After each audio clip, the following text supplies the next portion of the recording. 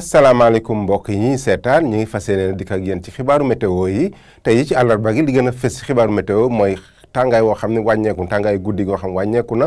loolu nag bëccëg gi ak fajar gi nañ sant différence boo xam ne dina am wuute bu baax parce que bëccëg gi na am tàngoor woo xam ne nañ ko ràññale guddi gi na am peex surtout ci digg réew mi ñu xool nataal niir yi Afrique sowu jant nu muy demee ay niir nañ ko am parce que démb ak barki démb asamaan si leeroon na lool mais am na ay niir yoo xam ne nañ ko am ci bët gànnaaru réew mi mu wàllu tuut laal ci digg réew mi ak ngelaw li nga xam mi ngi ëpp nekk ngelaw jaas daal mbooyo moom mi ngi commencé dugg ndànk ci réew mi ba tax na tey ji ci guddi jëm ci ëllëg ci maanaam fajaru ëllëg gi fajar googu nañ am peex moo xam nañ ko am ci digg réew mi ak bët gànnaaru réew mi peex moom sax fi muy gën a ràññeele mooy fu mel ni Kaffrine na am fukki degré ak juróom benn fukki degré juróom-ñaar ñu am ko fu mel ni Tambacounda fukki degré juróom-ñett ñu am ko diggante Sédhiou ak Kolda fukki degré juróom-ñaar am nañ ko am diggante Mbour ak Fatick Dakar mooy jël raw gàddu gi parce que guddi gi na am ñaar fukki degré ñeent daanaka mooy gën a tàng gox-goxaan yi ci des yëpp Dakar daanaka du feex nañ am nag fu mel ni Thiès ñaar fukki degré ak benn ñu am ko fële ca Podor yu bët gànnaar bi diggante Matam ak Podor fa ak Bakel na am ñaar fukki degré benn ba ñaar fukki degré ak asamaan soo xam dina leer bu baax ci guddi gi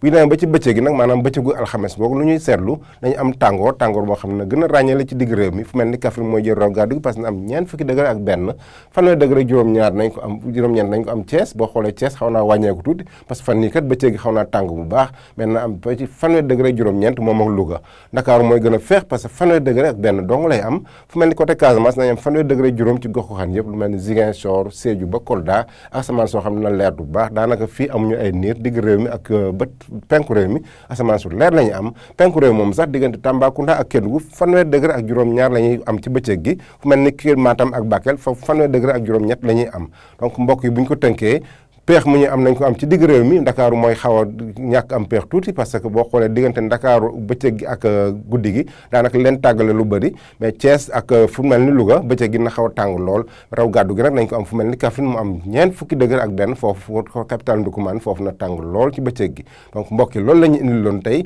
mais bu leen fàtte dem suñu plateforme pour ay information yu ñu gën a ràññale ñu ngi leen jox dig daje ba suba ak jàmm